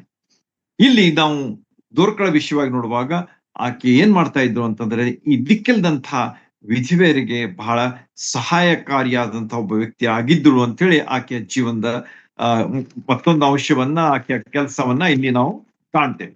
ಮುಂದೆ ನಾವು ನೋಡುವಾಗ ಅಲ್ಲಿ ಪೇತ್ರ ಎಲ್ಲಿದ್ದ ಅಂತ ಹೇಳಿ ನಾವು ಸ್ವಲ್ಪ ತಿಳ್ಕೊಳ್ಬೇಕು. ಆಕೆಯನ್ನ ಅವರು ಶವ ತೊಳೆದು ಮೇಲಂತಸ್ತಿನಲ್ಲಿ ಇಟ್ರು ಸತ್ತ ಮೇಲೆ. ಯಾರು? ಅಲ್ಲಿದ್ದಂತ ಕ್ರೈಸ್ತರು. ಯೋಪ್ಪದಲ್ಲಿ ಕ್ರೈಸ್ತರು ಇದ್ರು ಅಂತ ಹೇಳಿ ಇದರ ಹೊರತಾಗಿ ನಾವು ಸ್ಪಷ್ಟವಾಗಿ ತಿಳಿದು ಬರ್ತದೆ. ಕ್ರೈಸ್ತರ ಇದ್ದಂತಹ ಒಂದು ಸ್ಥಳ ಯೋಪ್ಪ ಆಗಿತ್ತು. ಈಗ ಅವರು ಆಕೆಯ ಶವನ್ನ ತೊಳೆದು ಮೇಲಂತಿಸ್ತನಲ್ಲಿ ಇಟ್ಟ ಮೇಲೆ 38ನೇ ವಚನದಲ್ಲಿ ನಾವು ನೋಡುವಂತಹ ಮತ್ತೊಂದು ಅಂಶ, ಯೋಪವು ಲುದ್ದ ಹತ್ತಿರವಾಗಿರಲಾಗಿ. ಲುದ್ದ ಅಂತಂದ್ರೆ ಇದೊಂದು ಮತ್ತೊಂದು ಸ್ಥಳ. ಇದು ಯೋಪದಿಂದ ಕೆಳಕ್ಕೆ ಬರ್ತಕ್ಕಂತಹ ಸ್ಥಳ. ಇದು ಕೆಳಭಾಗಕ್ಕೆ ನಾವು ಪ್ರಯಾಣ ಮಾಡಿದ್ರೆ ಸಾಧಾರಣ ಒಂದು 23 ಕಿಲೋಮೀಟರ್ ದೂರ ಇದೆ ಅಂತ ಹೇಳಿ ನಮಗ ಅಭ್ಯಾಸ ಮಾಡಿದ್ರೆ ನಿಮ್ಗೆ ಗೊತ್ತಾಗ್ತದೆ. 23 ಕಿಲೋಮೀಟರ್ಸ್ ಅವೇ. ಯೋಪ್ಪ ಮತ್ತು ಲುದ್ದ ಇವುಗಳ ಮಧ್ಯದಲ್ಲಿರ್ತಕ್ಕಂಥ ಅಂತರ 23 ಕಿಲೋಮೀಟರ್ಸ್ ಅಂತ ಹೇಳಿ ನಮಗ ತಿಳಿದು ಬರ್ತದೆ. ಹೀಗೆ ಈ ಲುದ್ದ ಎಂಬಂತ ಸ್ಥಳದಲ್ಲಿ ಯಾರಿದ್ರು ಅದನ್ನ ನಾವು ನೋಡೋಣ. 38ನೇ ವಚನದಲ್ಲಿ ನೋಡೋಣ. ಪೇತ್ರನು ಲುದ್ದವು ಹತ್ತಿರವಾಗಿರಲಾಗಿ, ಯೊಪ್ಪಕ್ಕೆ ಲುದ್ದವು ಹತ್ತಿರವಾಗಿರಲಾಗಿ 23 ಕಿಲೋಮೀಟರ್ಸ್ ಓನ್ಲಿ. ಅಲ್ಲಿ ಪೇತ್ರನು ಇದ್ದಾನೆ ಎಂದು ಶಿಷ್ಯರು ಕೇಳಿ 2 ಮನುಷ್ಯರನ್ನು ಅವನ ಬಳಿಗೆ ಕಳುಹಿಸಿ ತಡಮಾಡದೆ ನಮ್ಮ ತನಕ ಬರ್ಬೇಕೆಂದು ಬೇಡಿಕೊಂಡರು ಅಂತ ಹೇಳಿ ಇಲ್ಲಿ ಹೇಳಲಾಗಿದೆ. ಅಲ್ಲಿದ್ದಂತಹ ಕ್ರೈಸ್ತರು ಏನ್ ಮಾಡಿದ್ರು ಅಂತಂದ್ರೆ ಪೇತ್ರನ ವಿಷಯವಾಗಿ ಯೋಚಿಸಿ ಅವನನ್ನ ಕರೆ ಕಳಿಸಿದ್ರು. ಈಗ ಎಲ್ಲೂ ಯಾರಿಗೆ ತವಿತಾ ದೋರ್ಕಳು ಈಗ ಸತ್ತು ಹೋಗಿದ್ದಾಳೆ. ಈಗ ನೆಕ್ಸ್ಟ್ ಸ್ಟೆಪ್ ಏನು? ಅದನ್ನ ಸಂತೈಸುವುದಾಗ್ಲಿ ಅಥವಾ ಮುಂದಿನ ವಿಷಯಗಳೇನಿವೆ, ನಾವು ಶವ ಸಂಸ್ಕಾರ ಅಥವಾ ಏನು ಎಲ್ಲಾ ವಿಷಯಗಳು ಇರಬಹುದು, ಅಥವಾ ಪೌಲನು ಬಂದು ಪ್ರೇಯರ್ ಮಾಡ್ಲಿ ಅಂತ ಹೇಳಿ ಒಂದು ವಿಚಾರನೂ ಇರಬಹುದು. ಅನೇಕ ವಿಷಯಗಳನ್ನ ನಾವು ವಿಚಾರ ಮಾಡಬಹುದು. ಆದ್ರೆ ಇಲ್ಲಿ ಅವರು ಏನ್ ಮಾಡಿದ್ರು ಅಂತಂದ್ರೆ ಒಂದು ಒಳ್ಳೆ ಕೆಲಸ ಮಾಡಿದ್ರು. ಅವರು ಪೇತ್ರನನ್ನ ಕರೆ ಕಳಿಸಿದ್ರು. ಲುದ್ದಕ್ಕೆ ಹೋಗು, ಅಲ್ಲಿ ಪೇತ್ರನಿದ್ದಾನೆ ಅಂತ ಹೇಳಿ ಅಲ್ಲಿ ಇಬ್ಬರನ್ನ ಕಳಿಸ್ತಾರೆ. ಕಳಿಸಿ ತಡಮಾಡದೆ ತನ್ ಬರ್ರಿ ಎಂಬುದಾಗಿ ಹೇಳಿ ಕಳಿಸ್ತಾರೆ. ನೋಡ್ರಿ, ಎಷ್ಟು ಒಳ್ಳೆಯ ವಿಷಯಗಳು ಇಲ್ಲಿ ನಮಗ ಹೇಳಲ್ಪಟ್ಟೆ. There is no delay. ತಡ ಮಾಡಬೇಡ್ರಿ, ನೀವು ಕೂಡಲೇ ಬರ್ರಿ ಎಂಬುದಾಗಿ ಆಕೆಯ ಅವರು ಆ ಇಬ್ಬರು ಸೇವಕರನ್ನ ಅಲ್ಲಿ ಹೇಳಿ ಕಳಿಸಿಕೊಡ್ತಾರೆ. ಹೀಗೆ ಪೇತ್ರನಿಗೆ ಈ ಇಬ್ಬರು ಹೋಗಿ ಸುದ್ದಿ ಮುಟ್ಟಿಸಿದ ಕೂಡಲೇ ಏನಾಯ್ತು ಅಂತ ಹೇಳಿ 39ನೇ ವಚನ ನಮಗ ತಿಳಿಸ್ತದೆ. ಅಲ್ಲಿ ನೋಡ್ರಿ ಏನಾಗ್ತದ ಅಂತಂದ್ರೆ, ಪೇತ್ರನು ಎದ್ದು ಅವರ ಜೊತೆಯಲ್ಲಿ ಹೋದನು. So Peter is ready. He was ready to come with those two people. ಇನ್ನು ಏನ್ಪಾ 23 ಕಿಲೋಮೀಟರ್ ಹೋಗ್ಬೇಕು, ಹೇಗ್ ಹೋಗ್ಬೇಕು ಎನ್ನುವಂತಹ ವಿಚಾರ ಅಲ್ಲಿ ನಾವು ನೋಡುದಿಲ್ಲ. ಆದ್ರೆ ತಡ ಮಾಡದೆ ಬರ್ರಿ ಎಂಬುದಾಗಿ ಹೇಳಿ ಕಳಿಸಿದಂತ ಅಲ್ಲಿಯ ಕ್ರೈಸ್ತರ ಅಥವಾ ವಿಶ್ವಾಸಿಗಳ ಮಾತಿಗೆ ಪೇತ್ರನು ಕೂಡಲೇ ಒಪ್ಪಿ ಅವರು ಕೂಡ ಹೊರಟೆ ಬಿಟ್ಟನು ಅಂತ ಹೇಳಿ ನಮಗ ಇಲ್ಲಿ ತಿಳಿದು ಬರ್ತದೆ. So the need of urgency is found here and Peter ಅದನ್ನ ಮಾಡ್ತಾನೆ ಅಂತ ಹೇಳಿ ನಮಗ ಇದು ಸ್ಪಷ್ಟವಾಗಿ ತಿಳಿದಂತ ಒಂದು ಮಾತು. ಓಕೆ, ಅದಕ್ಕಿಂತ ಮುಂಚಿತವಾಗಿ ಇನ್ನೊಂದು ಅಂಶವನ್ನ ನಾವು ಸ್ವಲ್ಪ ತಿಳ್ಕೊಳ್ಳಿಕ್ ಪ್ರಯತ್ನ ಮಾಡೋಣ. ದೇವರು ಇಲ್ಲಿ ಮಾಡಿದಂತಹ ಮುಂದಿನ ವಿಚಾರ ನಾವು ನೋಡೋಣ. ಅದಕ್ಕಿಂತ ಮುಂಚಿತವಾಗಿ ನಾವು ಏನ್ ನೋಡೋಣ ಅಂತಂದ್ರೆ, ವಚನ 38ರಲ್ಲಿ ಯೊಪ್ಪದ ಜನರು ತಡ ಮಾಡದೆ ಕರೆ ಕಳಿಸಿದ್ರು, ಅರ್ಜೆನ್ಸಿಯನ್ನ ತಿಳ್ಕೊಂಡಿದ್ರು, ಅದನ್ನ ಅವರು ಮಾಡಿದ್ರು ಎಂಬುದಾಗಿ. ಈ ರೀತಿಯಾಗಿ ನಾವು ಏನ್ ಮಾಡ್ಬೇಕು ಎಂಬುದು ಸಹ ನಮ್ಮ ಮುಂದಿರ್ತಕ್ಕಂಥ ಒಂದು ವಿಚಾರ. ಯಾವಾಗಲೂ ನಾವು ಮುಂದಿನ ಹೆಜ್ಜೆ ತೆಗೆದುಕೊಳ್ಳಿಕ್ಕೆ ಯಾವಾಗಲೂ ಸಿದ್ಧರಾಗಿರ್ಬೇಕು. There should not be any delay on our part. It should be a matter of urgency ಎಂಬುದನ್ನ ಇಲ್ಲಿ ನಮಗ ಅದು ತೋರಿಸಿಕೊಡ್ತದೆ. ನಮ್ಮ ಪಾಲಿನ ಕರ್ತವ್ಯ ನಾವು ಮಾಡಲೇಬೇಕು. ಬೇರೆಯವರು ಮಾಡ್ತಾರೆ ಅಂತ ಹೇಳಿ ನಾವು ತಿಳ್ಕೊಂಡು ಸುಮ್ಮನೆ ಇರುವುದು ಸರಿಯಲ್ಲ. ದೇವ್ರ ವಾಕ್ಯ ಹೇಳ್ತದೆ, ನಿಮ್ಮ ಕರ್ತವ್ಯ ನೀವು ಮಾಡ್ರಿ, ಬೇರೆಯವ್ರ ಕರ್ತವ್ಯ ಅವ್ರು ಮಾಡ್ತಾರೆ ಅಂತ ಹೇಳಿ ನಾವು ಬಿಟ್ರೆ ಅದು ನಮ್ಮ ತಪ್ಪಾಗ್ತದೆ, ಅಥವಾ ನಮ್ಮ ಕರ್ತವ್ಯದ ಒಂದು ಅದಕ್ಕೆ ಲೋಪ ಆಗ್ತದೆ. ಕರ್ತವ್ಯ ಲೋಪ ಅಂತ ಹೇಳ್ತಾರಲ್ಲ, ಆ ರೀತಿಯಾಗಿ ಆಗದಂತೆ ನಾವು ಯಾವಾಗಲೂ ಎಚ್ಚರ ವಹಿಸಬೇಕಾದದ್ದನ್ನ ಈ ಭಾಗ ನಮಗ ತಿಳಿಸಿ ಕೊಡ್ತದೆ. ಕರ್ತವ್ಯ ತತ್ಪರರಾಗಿರ್ಬೇಕಾದದ್ದು ನಮ್ಮ ಒಂದು ಪಾಲಿನ ಒಂದು ಜವಾಬ್ದಾರಿ. ಈ ರೀತಿಯಾಗಿ ಪೇತ್ರ ಅವ್ರ ಜೊತೆಯಲ್ಲಿ ಹೊರಟು ಬಿಟ್ಟ. ಆಮೇಲೆ ಏನಾಯ್ತು, ದೇವ ಜನರೇನಾಗಿರ್ಬೇಕು ಅಂತಂದ್ರೆ ಒಳ್ಳೆ ಕಾರ್ಯ ಮಾಡ್ಲಿಕ್ಕೆ ಯಾವಾಗಲೂ ಸಿದ್ಧರಾಗಿರ್ಬೇಕು ಅಂತ ಹೇಳಿ ಈ ಒಂದು ಭಾಗದಿಂದ ಕಲಿಯುವಂತಹ ಒಂದು ಪಾಠ ಆಗಿದೆ. ಪೇತ್ರ 40ನೇ ವಚನದಲ್ಲಿ ನಾವು ಬರುವಾಗ, ಪೇತ್ರ ಅವರೆಲ್ಲರನ್ನ ಹೊರಕ್ಕೆ ಕಳಿಸಿದ. ಅವ್ರೇನ್ ಮಾಡಿದ್ರು, ಬಂದ ಕೂಡಲೇ ಆ ಮೇಲಂಗಿಗಳನ್ನ ಒಳಂಗಿಗಳನ್ನ ಅವರು ತೋರಿಸಿ ಬಹಳವಾಗಿ ದುಃಖವನ್ನ ವ್ಯಕ್ತ ಮಾಡ್ತಾ ಇದ್ರು ಅಂತ ಹೇಳಿ ಅಲ್ಲಿ ನಮಗ ಕಂಡು ಬರ್ತದೆ. They were crying a lot because of the good deeds. ಸತ್ಕ್ರಿಯೆಗಳನ್ನ ಅನುಭವಿಸಿದಂಥ ಈ ಸ್ತ್ರೀಯರು, ವಿಧಿವೆಯರ್ ಅಂತೇಳಿ ವಿಶೇಷವಾಗಿ ಹೇಳಲ್ಪಟ್ಟಿದೆ. ಅವ್ರೇನ್ ಮಾಡಿದ್ರು ಅಂದ್ರೆ ಅಳುತ್ತಾ ಸಾಕ್ಷಿಯಾಗಿ ಆ ಬಟ್ಟೆಗಳನ್ನ ಅವ್ರು ತೋರಿಸ್ಲಿಕ್ಕೆ ಶುರು ಮಾಡಿದ್ರು ಅಂತ ಹೇಳಿ ಇಲ್ಲಿ ತಿಳಿಸಲಾಗಿದೆ. ಹೀಗೆ ದೋರ್ಕಳ ಒಂದು ಸತ್ಕ್ರಿಯೆಗಳ ಸಾಕ್ಷಿ ನಮ್ಮ ಕಣ್ಣು ಮುಂದೆ ಬರ್ತದೆ. ನಮ್ಮ ಸತ್ಕ್ರಿಯೆಗಳು ಯಾವಾಗಲೂ ದೇವರಿಗೆ ಸಾಕ್ಷಿಯಾಗಿರ್ಬೇಕು, ಯೇಸು ಸ್ವಾಮಿಗೆ ಅದು ಸಾಕ್ಷಿಯಾಗಿರ್ಬೇಕಾದದ್ದು ಈ ಭಾಗದಿಂದ ನಮಗೆ ತಿಳಿಸಲ್ಪಟ್ಟಂತಹ ಒಂದು ಪಾಠ. ಮುಂದೇನಾಯ್ತು ಅಂತಂದ್ರೆ, ಪೇತ್ರ ಅವರೆಲ್ಲರನ್ನ ಕಳಿಸಿದ. ಈ ಒಂದು ವಿಧಾನ ನಮಗ ಯೇಸು ಸ್ವಾಮಿಯು ಸಹ ಮಾಡ್ತಾ ಇದ್ರು ಎಂಬುದಾಗಿ ಇಲ್ಲಿ ಈ ಒಂದು ಭಾಗದಿಂದ ನಾವು ಕಂಡುಕೊಳ್ತೇವೆ. ನೋಡ್ರಿ ಏನಾಯ್ತು ಅಂತ ಹೇಳಿ ಫಸ್ಟ್ ಇಲ್ಲಿ ನೋಡೋಣ, ಆಮೇಲೆ ಯೇಸು ಸ್ವಾಮಿ ಯಾವ ರೀತಿಯಾಗಿ ಮಾಡ್ತಾ ಇದ್ರು ಎಂಬುದನ್ನು ಸಹ ಸ್ವಲ್ಪವಾಗಿ ನೋಡೋಣ, ಯಾಕಂದ್ರೆ ಸಮಯ ದಾಟ್ತಾ ಇದೆ. ಇಲ್ಲಿ ನೋಡ್ರಿ ಎಷ್ಟು ಆಸಕ್ತಿ ಕೆರಳಿಸುವಂತಹ ಸಂಗತಿಗಳು ಇಲ್ಲಿ ನಡೀತಾ ಇವೆ. ಇಲ್ಲಿ ಒಂದು ಸನ್ನಿವೇಶ ಏನಿದೆ ಅಂತಂದ್ರೆ, the scene is very sad. ಬಹಳ ದುಃಖಕರವಾದಂತಹ ಒಂದು ಸನ್ನಿವೇಶ, ನಿಜ. ಆದ್ರೆ ಇಲ್ಲಿ ತಡಮಾಡದೆ ಬಂದಂತ ಪೇತ್ರನು ಮಾಡಿದಂತಹ ಕೆಲಸ ಏನಾಗಿತ್ತು ನೋಡಿ. 40ನೇ ವಚನ. ಪೇತ್ರನು ಅವರೆಲ್ಲರನ್ನ ಹೊರಗೆ ಕಳಿಸಿ ಮೊಣಕಾಲೂರಿ ಪ್ರಾರ್ಥನೆ ಮಾಡಿ ಶವದ ಕಡೆಗೆ ತಿರುಗಿಕೊಂಡು, ತಬಿತಾ ಏಳು ಅಂದನು ಅಂತ ಹೇಳಿ ಇಲ್ಲಿ ನಮಗ ಬರೆಯಲ್ಪಟ್ಟದ್ದನ್ನ ಓದಿದ್ದೇವೆ ನಾವು. ಪೇತ್ರ ಮಾಡಿದ ಎಷ್ಟು replica of what the Lord Jesus Christ did. ಯೇಸು ಸ್ವಾಮಿಯವರು ಮಾಡಿದ್ದನ್ನೇ ಪೇತ್ರನು ಇಲ್ಲಿ ಮಾಡ್ತಾ ಇದ್ದಾನೆ ಎಂಬುದನ್ನ ಸ್ಪಷ್ಟವಾಗಿ ನಾವು ಕಾಣ್ತೇವೆ. ಅವನೇನ್ ಮಾಡ್ದ ನೋಡ್ರಿ. ಮೊದಲೇದಾಗಿ ಅವರೆಲ್ಲರನ್ನ ಹೊರಗೆ ಕಳಿಸಿದ. ಯಾರು ಆಳ್ತಾ ಇದ್ರು, must be it's A disturbing factor for the spiritual activity ಅಂತ ಅನಿಸ್ತು. ಆದ ಕಾರಣ ಅವನೇನ್ ಮಾಡ್ಬಿಟ್ಟ ಅಂತಂದ್ರೆ ಅವರನ್ನ ಹೊರಗೆ ಕಳಿಸಿದ. ನೀವು ದುಃಖ ಮಾಡ್ತಾ ಇದ್ದೀರಿ, ಹೋಗ್ರಿ, ಅಲ್ಲಿ ಹೊರಗೆ ಮಾಡ್ರಿ, ಇಲ್ಲಿ ಬೇಡ, we are going to pray for this person ಅಂತ ಹೇಳಿ ಅವನು ಹೇಳಿರ್ಬೇಕು ಅಂತ ಅನಿಸ್ತದೆ. ಈ ರೀತಿಯಾಗಿ ಅವನೇನ್ ಮಾಡ್ದ, ಅವ್ರನ್ನೆಲ್ಲ ಕಳಿಸಿದ ಮೇಲೆ ಅವನು ಪ್ರಾರ್ಥನೆ ಮಾಡ್ದ. ಅಷ್ಟು ಹೇಗೆ ಪ್ರಾರ್ಥನೆ ಮಾಡ್ದ? ಮೊಣಕಾಲೂರಿ ಪ್ರಾರ್ಥನೆ ಮಾಡಿದ. ನೋಡ್ರಿ, ಎಷ್ಟು ಒಂದು ಪ್ರಾರ್ಥನೆಯ ಒಂದು ಏನಂತಾರೆ ಅದಕ್ಕೆ ಮಹತ್ವ, ಪ್ರಾರ್ಥನೆಗೆ ಕೊಟ್ಟಂತ ಒಂದು ಗೌರವ ಎಷ್ಟು ಇದೆ ಎಂಬುದನ್ನ ಇಲ್ಲಿ ನಾವು ಕಾಣ್ತೇವೆ. Importance of prayer in our life. ಪೇತ್ರ ಅದನ್ನು ಮಾಡ್ತಾನೆ. ಮೊಣಕಾಲೂರಿ ಅಂದ್ರೆ ದೇವರಿಗೆ ಪೂರ್ಣವಾಗಿ ಆತನು ಗೌರವ ತೋರಿಸ್ತಾ ಇದ್ದಾನೆ. ದೇವರಿಗೆ ಸಮರ್ಪಿತವಾದ ರೀತಿಯಲ್ಲಿ ಆತನು ಪ್ರಾರ್ಥನೆ ಮಾಡ್ತಾ ಇದ್ದಾನೆ. ಯಾವಾಗ ನಾವು ಅಡ್ಡ ಬೀಳ್ತೇವೆ, ಮೊಣಕಾಲು ಯಾವಾಗ ಊರ್ತೇವೆ? When we give the whole respect to God. ದೇವರಿಗೆ ಯಾವಾಗ ನಾವು ಪೂರ್ತಿಯಾಗಿ ನಾವು ಅಡ್ಡ ಬಿದ್ದು ಆತನಿಗೆ ಸ್ತೋತ್ರ ಹೇಳ್ತೇವೆ, ಗೌರವ ಸಲ್ಲಿಸ್ತೇವೆ, ಆತನಿಗೆ ಅಧೀನರಾಗಿರ್ತೇವೆ, ಎಲ್ಲಾ ವಿಷಯಗಳನ್ನ ನಾವು ಮೊಣಕಾಲು ಊರುವುದರಲ್ಲಿ ಕಾಣ್ತೇವೆ. ಫಸ್ಟ್ ಅದನ್ನು ಮಾಡ್ದವ.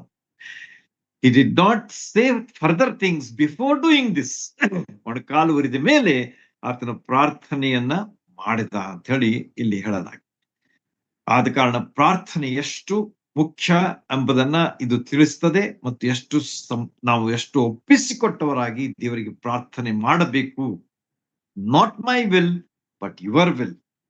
ನನ್ನ ಚಿತ್ತ ಅಲ್ಲ, ನಿನಗೆ ನಾವು ಒಪ್ಪಿಸಿಕೊಟ್ಟಿದ್ದೇವೆ, ನಿನ್ನ ಚಿತ್ತ ಏನಿದೆ ಅದೇ ಆಗ್ಲಿ ನಮ್ಮ ಜೀವನದಲ್ಲಿ ಎನ್ನುವಂತ ಒಂದು ಸಮರ್ಪಿತ ಒಂದು ಭಾವದಿಂದ ನಾವು ಪ್ರಾರ್ಥನೆ ಮಾಡುವರಾಗಿರ್ತೀವಿ. ದೇವರೇ, ನಾವು ಇದನ್ನ ಕೇಳ್ತಾ ಇದ್ದೇವೆ, ಇದನ್ನು ಕೊಡ್ಲೇಬೇಕು ಎನ್ನುವಂತ ಒಂದು ಹಠದಿಂದ ನಾವು ಪ್ರಾರ್ಥನೆ ಮಾಡುವುದಲ್ಲ. ಆದ್ರೆ ಮೊಣಕಾಲೂರಿ ಸಮರ್ಪಿತವಾದಂತಹ ಪ್ರಾರ್ಥನೆಯನ್ನ ದೇವರಿಗೆ ಮಾಡಬೇಕಾದದ್ದು ಇಲ್ಲಿ ನಮಗ ತಿಳಿಸಲ್ಪಟ್ಟಿದೆ. ಮುಂದೇನಾಯ್ತು ಅಂತ ಹೇಳಿ, ಶವದ ಕಡೆಗೆ ತಿರುಗಿಕೊಂಡು ತಬಿತಾ ಏಳು ಅಂದನು. ಪೇತ್ರನು ಸಹ ಯೇಸು ಸ್ವಾಮಿ ಮಾಡಿದ ರೀತಿಯಲ್ಲಿಯೇ ಇಲ್ಲಿ ಮಾಡ್ತಾ ಇದ್ದ. ತಬಿತಾ ಏಳು ಅಂತ ಹೇಳಿ ಆಕೆಗೆ ಹೇಳ್ದ ಅಂತ ಹೇಳಿ ಈ ಭಾಗ ತಿಳಿಸ್ತದೆ. ಹಾಗೇನಾಯ್ತು ಅಂತಂದ್ರೆ, ದೇವರು ಒಂದು ಅದ್ಭುತ ಕಾರ್ಯವನ್ನ ಅಲ್ಲಿ ಮಾಡಿದ ಅಂತ ಹೇಳಿ ನಮಗ ತಿಳಿದು ಬರ್ತದೆ. ಆಕೆಯು ಕಣ್ಣು ತೆರೆದು ಪೇತ್ರನನ್ನ ನೋಡಿ ಎದ್ದು ಕೂತುಕೊಂಡಳು ಅಂತ ಹೇಳಿ. ಸೊ ಆಕೆ ತಿರುಗಿ ಜೀವಿತಳಾದಳು ಅಂತ ಹೇಳಿ ನಮಗ ಇಲ್ಲಿ ಕಂಡು ಬರ್ತದೆ. ಜೀವ ಪಡೆದುಕೊಂಡಳು ಎಂಬುದಾಗಿ ಇಲ್ಲಿ ನಾವು ಕಾಣ್ತೇವೆ. ಆಕೆ ಕಣ್ಣು ತೆರೆದು ಪೇತ್ರನನ್ನ ನೋಡಿ ಎದ್ದು ಕೂತ್ಕೊಂಡಳು ಅಂತ ಹೇಳಿ ಇಲ್ಲಿ ಹೇಳಲಾಗಿದೆ. ಈ ರೀತಿಯಾಗಿ ಪೇತ್ರನ ಪ್ರಾರ್ಥನೆ, ಸಮರ್ಪಿತವಾದಂತ ಪ್ರಾರ್ಥನೆ ಮೂಲಕವಾಗಿ ದೇವರು ತನ್ನ ಮಹತ್ ಕಾರ್ಯವನ್ನ ಅಲ್ಲಿ ನಡೆಸಿಕೊಟ್ಟನು ಅಂತ ಹೇಳಿ ನಮಗ ತಿಳಿದು ಬರ್ತದೆ. ಎಷ್ಟೋ ಸಲ ನಮಗ ಅನಿಸ್ತದೆ, ಈ ತಬಿತಾಳನ್ನಷ್ಟೇ ದೇವ್ರು ಯಾಕೆ ಎಬ್ಸಿದ? ಬೇರೆಯವ್ರನ್ನ, ಎಷ್ಟೋ ಜನ ಸತ್ತು ಹೋಗಿದ್ರು, ಅವ್ರನ್ನ ಯಾಕೆ ದೇವ್ರು ಎಬ್ಬಿಸ್ಲಿಲ್ಲ ಎನ್ನುವಂತ ಒಂದು ಪ್ರಶ್ನೆ ನಮ್ಮನ್ನ ಕಾಡ್ತಿರ್ಬೇಕು. ಫಾರ್ ಎಕ್ಸಾಂಪಲ್, ಸ್ಟೆಫನ್ ಅಂತ ರಕ್ತ ಸಾಕ್ಷಿ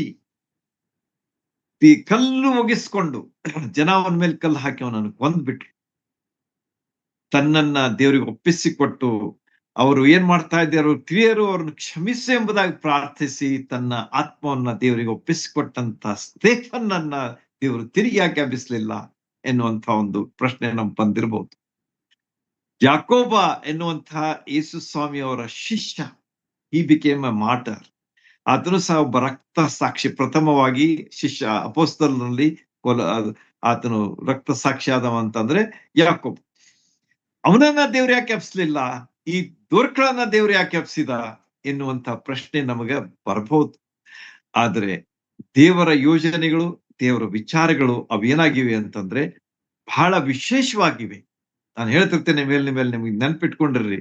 ಐಸಾಯಾ 55 ವರ್ಸ್ 7 and 8 ಅಲ್ಲಿ ನಾವು ನೋಡುವಾಗ, ನನ್ನ ಮಾರ್ಗಗಳು ನಿಮ್ಮ ಮಾರ್ಗಗಳನ್ನ, ನನ್ನ ಆಲೋಚನೆಗಳು ನಿಮ್ಮ ಆಲೋಚನೆಗಳನ್ನ, ಅವು ಎಷ್ಟು ದೂರ, ಎಷ್ಟು ಅಂತರ, ಭೂಮಿಯ ಮೇಲೆ ಆಕಾಶ ಎಷ್ಟು ಅಂತರವು ಅಷ್ಟು ಅಂತರವಾಗಿ, ಅದನ್ನ ನಾವು ಗ್ರಹಿಸ್ಕೊಳ್ಳಿಕ್ಕೆ ಆಗುವುದಿಲ್ಲ.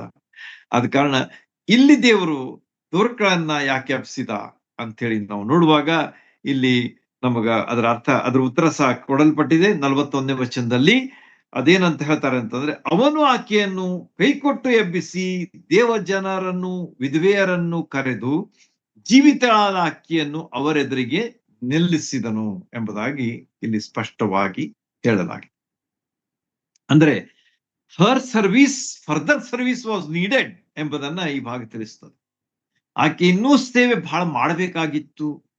ಅನೇಕ ಜನರಿಗೆ ಆಕೆ ಇಂಥ ಒಬ್ಬ ಸಾಕ್ಷಿಯಾಗಿ ಜೀವಿಸ್ಬೇಕಾಗಿತ್ತು.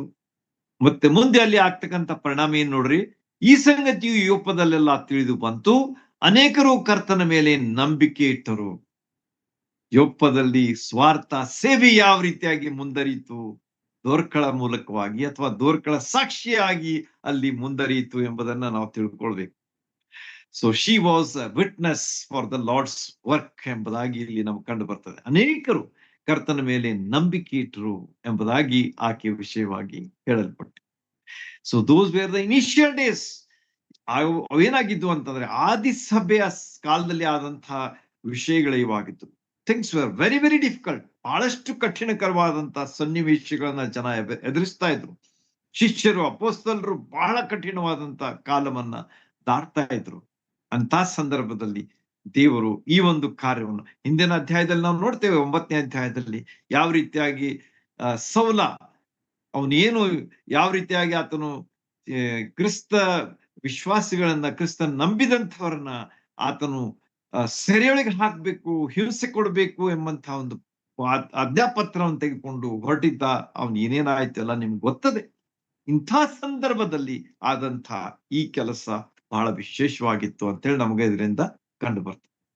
ದೇವರನ್ನ ನಾವು ಪ್ರಶ್ನೆ ಮಾಡೋದು ಬೇಡ.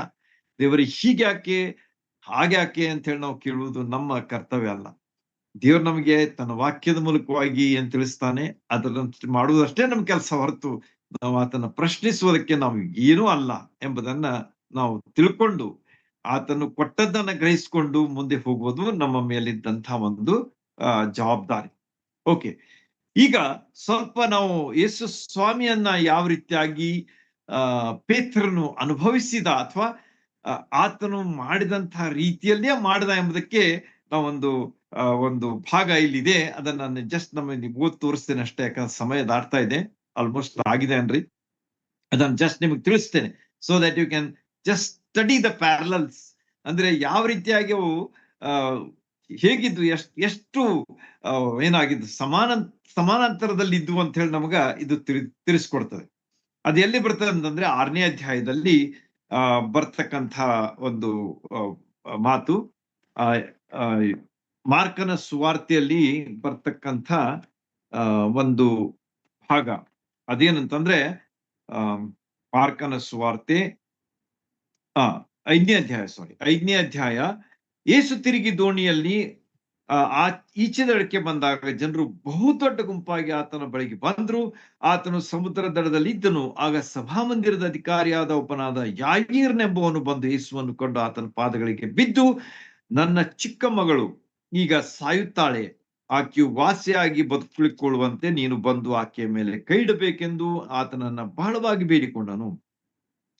ಆತನು ಅವನ ಸಂಗಡ ಹೋದನು ಮತ್ತು ಬಹುಜನರು ಆತನನ್ನ ನೂಕಿಕೊಂಡು ಹಿಂದೆ ಹೋದರು ಎಂಬುದಾಗಿ ನಮಗ 21ರಿಂದ 24 ವಚನ 5ನೇ ಅಧ್ಯಾಯ ಮಾರ್ಕನ ಸುವಾರ್ತೆಯಲ್ಲಿ ತಿಳಿಸಲ್ಪಟ್ಟಿದೆ. ಮುಂದೆ ಏನಾಯ್ತು ಅಂತ ಹೇಳಿ ಅವ್ರು ನೋಡುವಾಗ 35ನೇ ವಚನಕ್ಕೆ ಬರ್ರಿ. ಅದೇ ಅಧ್ಯಾಯದಲ್ಲಿ ಆತನಿನ್ನು ಮಾತಾಡ್ತಿರುವಾಗಲೇ ಸಭಾಮಂದಿರದ ಅಧಿಕಾರಿಯ ಕಡೆಯವರು ಬಂದು, ನಿನ್ನ ಮಗಳು ತೀರಿ ಹೋದಳು, ಯಾಯೀರನ ಮಗಳು ತೀರಿ ಹೋದಳು, 12 ವರ್ಷದವಳಾಗಿದ್ರು ಅಂತೇಳಿ ಮುಂದೆ ನಮಗೆ ಅದರಲ್ಲಿ ಬರೆಯಲ್ಪಟ್ಟಿದೆ. ಹೀಗೆ ಆಕೆ ಸತ್ತು ಹೋದಳು ಅಂಥೇಳಿ ಒಂದು ಸುದ್ದಿ ಬಂತು. ಆಗೇನಾಯ್ತು, ನಿನ್ನ ಮಗಳು ತೀರಿ ಹೋದಳು, ಇನ್ನೇಕೆ ಗುರುವಿಗೆ ತೊಂದರೆ ಕೊಡುವುದು ಅಂದರು. ಅವರು ಆಡಿದ ಮಾತನ್ನು ಯೇಸು ಲಕ್ಷ್ಯ ಮಾಡದೆ ಸಭಾಮಂದಿರದ ಅಧಿಕಾರಿಗೆ ಅಂಜಬೇಡ, ನಂಬಿಕೆ ಮಾತ್ರ ಇರ್ಲಿ ಎಂದು ಹೇಳಿದನು. ನೋಡ್ರಿ, ಯೇಸು ಸ್ವಾಮಿಯವರು ಹೇಳಿದಂತ ಮಾತು ಏನಂತಂದ್ರೆ, ಅಂಜಬೇಡ, ನಂಬಿಕೆ ಮಾತ್ರ ಇರಲಿ. ಮುಂದೆ ಹೇಳ್ತಾನೆ, ಆ ಅವರು ನಂಬಿಕೆ ಎಂದು ಹೇಳಿದನು. ಮತ್ತು ಆತನು ಪೇತ್ರ, ಯಾಕೋಬನ ತಮ್ಮನಾದ ಯೋಹಾನ ಇವರನ್ನೇ ಹೊರತು ಬೇರೆ ಯಾರನ್ನೂ ತನ್ನೊಂದಿಗೆ ಬರಗೊಡಲಿಲ್ಲ. ಅವರು ಸಭಾಮಂದಿರದ ಅಧಿಕಾರಿಯ ಮನೆಗೆ ಬಂದಾಗ ಆತನು ಗದ್ದಲವನ್ನು, ಕೆಲವರು ಬಹಳವಾಗಿ ಹೇಳುವುದನ್ನು, ಗೋಳಾಡುವುದನ್ನು ಕಂಡನು. ಆತನು ಒಳಕ್ಕೆ ಹೋಗಿ, ನೀವು ಗದ್ದಲ ಮಾಡುವುದು, ಅಳುವುದು ಯಾಕೆ? ಹುಡುಗಿ ಸತ್ತಿಲ್ಲ, ನಿದ್ದೆ ಮಾಡುತ್ತಾಳೆ ಅನ್ನಲು ಅವರು ಆತನನ್ನ ಹಾಸ್ಯ ಮಾಡಿದರು. ಮುಂದೇನಾಯ್ತು ನೋಡ್ರಿ, ಅವರು ನೀವು ಗದ್ದಲ ಮಾಡುವ, ಹುಡುಗಿ ಸತ್ತಿಲ್ಲ, ನಿದ್ದೆ ಮಾಡ್ತಾ ಅನ್ನಲು ಆತನನ್ನು ಹಾಸ್ಯ ಮಾಡಿದರು. ಆದರೆ ಆತನು ಎಲ್ಲರನ್ನ ಹೊರಗೆ ಕಳಿಸಿದ. ನೋಡ್ರಿ, ಇಲ್ಲಿ ಪೇತ್ರ ಏನ್ ಮಾಡ್ದ? ಅಳತಕ್ಕಂಥ ಎಲ್ಲ ವಿಧಿವೇರನ್ನ ಹೊರಗೆ ಕಳಿಸಿದ. ಅಲ್ಲಿಯೂ ಸಹ ಯೇಸು ಸ್ವಾಮಿ ಎಷ್ಟೋ ಸಮಯದ ಹಿಂದೆ ಮಾಡಿದಂತ ಈ ಒಂದು ಮಹತ್ಕಾರ, just it's like a replica. ಮುಂದೆ ಏನಾಯ್ತು ನೋಡ್ರಿ, ಆತನು ಎಲ್ಲರನ್ನು ಹೊರಗೆ ಕಳಿಸಿ ಆ ಹುಡುಗಿಯ ತಂದೆ ತಾಯಿಗಳನ್ನು ತಮ್ಮೊಂದಿಗಿದ್ದವರನ್ನು ಹುಡುಗಿಯ ತಲ್ಲಿಗೆ ಕರ್ಕೊಂಡು ಹೋಗಿ ಅವಳು ಕೈ ಹಿಡಿದು ತಲಿತಾ ಕೂಮ್ ಅಂದನು. ತಲಿತಾ ಕೂಮ್ ಅಂದನು ಅಂದ್ರೆ ಮಗಳೇ ಎದ್ದೇಳು ಅಂತ ಹೇಳಿ ಆಕೆಯನ್ನ ಆತನ ಎಬ್ಸಿದ. ಅಮ್ಮಣ್ಣಿ ಏಳೆನ್ನುತ್ತೇನೆ, ಅಲ್ಲಿ ಅರ್ಥ ಕೊಟ್ಟೆ ಬಿಟ್ಟಾರೆ. ಏನ್ ಹೇಳ್ತಾರೆ ನೋಡ್ರಿ, ತನ್ನೊಂದಿದ್ದವನು ಹುಡುಗಿಯದ್ದಲ್ಲಿ ಕರ್ಕೊಂಡು ಹೋಗಿ ಅವಳನ್ನ ಕೈ ಹಿಡಿದು ತಲಿತಾ ಕೂಮ್ ಅಂದನು. ಆ ಮಾತಿಗೆ ಅಮ್ಮಣ್ಣಿ ಏಳೆನ್ನುತ್ತೇನೆ ಎಂದರ್ಥ. ಕೂಡಲೇ ಆ ಹುಡುಗಿ ಎದ್ದು ನಡೆದಾಡಿದಳು ಎಂಬುದಾಗಿ ಇಲ್ಲಿ ಹೇಳಲ್ಪಟ್ಟು. ನೋಡ್ರಿ, ಎರಡು ಭಾಗಗಳನ್ನ ಆಮೇಲೆ ನೀವು ಕಂಪೇರ್ ಮಾಡಿ ಓದ್ರಿ. ಮಾರ್ಕ 5:21-24, ಮುಂದೆ 35-41 ವಚನಗಳವರೆಗೆ ನೀವು ಅದನ್ನ ಕಂಪೇರ್ ಮಾಡಿ ಓದ್ರಿ. ಎಷ್ಟು ಹೇಗೆ ಪೇತ್ರ ಯೇಸು ಸ್ವಾಮಿಯನ್ನ ಫಾಲೋ ಮಾಡಿದ ಅಲ್ಲಿ ಅಂತ ಹೇಳಿ ನಮಗ ಕಂಡು ಬರ್ತದೆ. ಮತ್ತು ದೇವರು ಪೇತ್ರನ ಮೂಲಕವಾಗಿ ಈ ಒಂದು ಮಹಾ ಅದ್ಭುತ ಕಾರ್ಯವನ್ನು, ಒಳ್ಳೆ ಒಂದು ಅದ್ಭುತ ಕಾರ್ಯವನ್ನು ಮಾಡಿದ ಎಂಬುದಾಗಿ ನಮಗ ಇದರಿಂದ ಕಂಡು ಬರ್ತದೆ. ಮೊದಲಿಗೆ ಪೇತ್ರ ಯೇಸು ಸ್ವಾಮಿನ ಎಷ್ಟೋ ಸಲ ಎದುರಿಸಿದ್ದ. ಏನಂತ ಹೇಳಿ, ನಿನಗೆ ಹೀಗಾಗಬಾರ್ದು, ಇದು ಹೀಗಾಗಬಾರ್ದು ಅಂತ ಎಷ್ಟೋ ಸಲ ಆತನು ಯೇಸು ಸ್ವಾಮಿಗೆ ಆತನು ಗದರಿಸಿದ್ದನ್ನ ನೋಡ್ತೇವೆ. ಆದ್ರೆ ಯೇಸು ಸ್ವಾಮಿ ಅದಕ್ಕೆ ಒಪ್ಪಲಿಲ್ಲ. ಆದ್ರೆ ಈಗ ಈ ಸಂದರ್ಭದಲ್ಲಿ ಆತನು ಮಾಡಿದಂತಹ ಕೆಲಸ ಎಷ್ಟು ಕರೆಕ್ಟ್ ಆಗಿತ್ತು, ಯೇಸು ಸ್ವಾಮಿ ಮಾಡಿದಂತಹ ರೀತಿಯಲ್ಲಿ ಆಗಿತ್ತು ಎಂಬುದನ್ನ ನಮಗ ಈ ಭಾಗ ತಿಳಿಸಿಕೊಡ್ತಾರೆ. ಈ ರೀತಿಯಾಗಿ ಅಲ್ಲಿ ಒಂದು ದೊಡ್ಡ ಅದ್ಭುತ ಕಾರ್ಯವನ್ನ ನಾವು ಆ ದೋರ್ಕಳ ಜೀವನದಲ್ಲಿ ಕಂಡುಕೊಳ್ತೇವೆ. ಅಲ್ಲಿ ಏನೇನಾಯ್ತು ಅಂತ ಹೇಳಿ ನಾವು ಈಗಾಗಲೇ ನೋಡಿದ್ದೇವೆ. ಆಕೆ ಜೀವಿತಳಾದಳು ಎಂದು ಆಕೆಯನ್ನ ಎದುರಿಗೆ ನಿಲ್ಲಿಸಿದ. She became a testimony or a witness. ಈ ದಿವಸಗಳಲ್ಲಿ ನಾವು ಸಹ ರಕ್ಷಣೆ ಹೊಂದಿದಂತಹ ಪ್ರತಿಯೊಬ್ಬರು ಏನಾಗಿದ್ದೇವೆ ಅಂತಂದ್ರೆ, ಸತ್ತವರೊಳಗಿಂದ ಎಬ್ಬಿಸಲ್ಪಟ್ಟವರಾಗಿದ್ದೇವೆ. We were dead in our sins and trespasses ಎಂಬುದಾಗಿ ಇಂಗ್ಲಿಷ್ ನಲ್ಲಿ ಪತ್ರಿಕೆಗಳಲ್ಲಿ ನಾವು ಪೌಲನು ಬರೀತಾನೆ. ಏನಂತ ಹೇಳಿ, ನಾವು ನಮ್ಮ ಪಾಪಾಪರಾಧಗಳಲ್ಲಿ ಸತ್ತು ಹೋಗಿದ್ದೀವಿ ಅಂತ ಹೇಳ್ತಾನೆ. ಆದ್ರೆ ಯೇಸು ಸ್ವಾಮಿ ನಮ್ಮನ್ನ ಎಬ್ಬಿಸಿದ್ದಾನೆ. He has made us alive ಅಂತ ಹೇಳಿ ನಮಗ ಯೇಸು ಸ್ವಾಮಿಯ ಒಂದು ರಕ್ಷಣೆಯ ಒಂದು ಅನುಭವದಲ್ಲಿ ಅದನ್ನ ನಾವು ಕಂಡುಕೊಂಡಿದ್ದೇವೆ. ಆದ ಕಾರಣ ನಮ್ಮ ಜೀವನ ಒಂದು ಸಾಕ್ಷ್ಯ ಜೀವನ ಆಗಿರಬೇಕು. ಮುಂದೆ ಈ ಸಂಗತಿಯು ಯೊಪ್ಪದಲ್ಲೆಲ್ಲಾ ತಿಳಿದು ಬಂತು. ನೋಡ್ರಿ, ಯೊಪ್ಪದ ಮಹತ್ವ ಯಾವ ರೀತಿಯಾಗಿ ಆದಿಸಭೆಯ ಸಮಯದಲ್ಲಿ ಯೊಪ್ಪದಲ್ಲಿ ಆದಂತಹ ಎಲ್ಲಾ ಘಟನಾವಳಿಗಳು ಎಷ್ಟು ಮಹತ್ವದ ಪಾತ್ರವನ್ನ ವಹಿಸಿವೆ. ಆದ ಕಾರಣ ಈ ಸ್ಥಳಕ್ಕೆ ಅಷ್ಟು ಮಹತ್ವ ಇದೆ ಅಂತೇಳಿ ನಾನು ನಿಮಗೆ ತಿಳಿಸ್ಲಿಕ್ಕೆ ಬಹಳ ಸಂತೋಷ ಪಡ್ತೇನೆ. ಮುಂದೇನಾಯ್ತು ಅಂತಂದ್ರೆ, ಅನೇಕರು ಕರ್ತನ ಮೇಲೆ ನಂಬಿಕೆ ಇಟ್ರು. This is most important.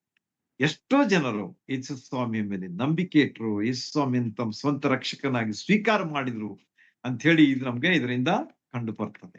ಸುವಾರ್ತೆ ಸಾರಲ್ಪಟ್ಟಿತು, ಜನ ರಕ್ಷಣೆ ಹೊಂದಿದ್ರು, ಮತ್ತು ಅಲ್ಲಿ ಶಿಷ್ಯರ ಸಂಖ್ಯೆ ಹೆಚ್ಚಾಯಿತು ಎಂಬುದಾಗಿಯೂ ಸಹ ನಾವು ಅಪೊಸ್ತಲರ ಕೃತ್ಯದ ಅನೇಕ ಭಾಗಗಳಲ್ಲಿ ಕಂಡುಕೊಳ್ತೇವೆ.